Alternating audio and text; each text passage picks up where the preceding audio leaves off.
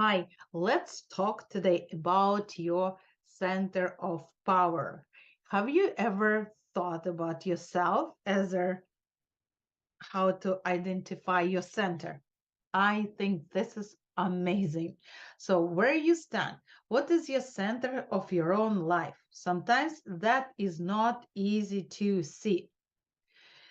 Perhaps the best way to identify your own center is to look closely at your life support factors.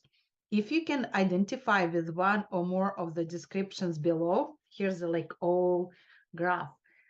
Um, your life support factor, if you can identify with one or more of the descriptions below, you can trace it back to the center from which it flows, a center which may be limiting your personal effectiveness.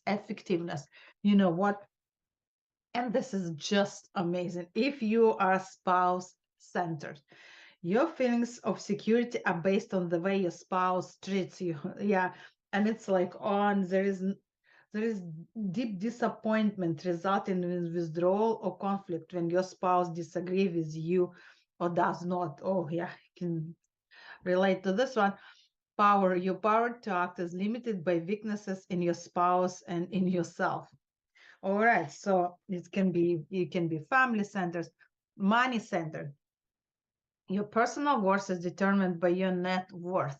So it's kind of like the better the net worth, the better the wider your uh, power, wisdom. Wisdom for money centered. Money making is the lens through which life is seen and understood, creating imbalance judgment. Power, you're restricted to what you can accomplish with the money and your limited vision. This is work centered. I think this is like for my big uh what is it years big of length of my life. I was work centered. I tend to like you tend to define yourself by your occupational role. I used to be a pediatrician. I used to be the diagnostic medical sonographer. You're only comfortable when you are working. That's why, like me and the work, I need to work and I need to be like title to tell this is what I do because it's socially like honorable. Being a doctor, being this, like it was me and my occupation. I was like, you make decision based on the needs and expectations of your work. So you kind of fit in the work. You tend to be limited to your work role. Yeah, that's what you do. That's with this like you're supposed to do. Oh yes, and if you're working somewhere, they show you limits. You show them your role. So no worries. Yeah, like you kind of like know them. You see your work as your life. Yes. Your actions are limited by work role models, occupational opportunities, organizational constraints, your boss perception, and your possible inability at some point in your life to do that particular work.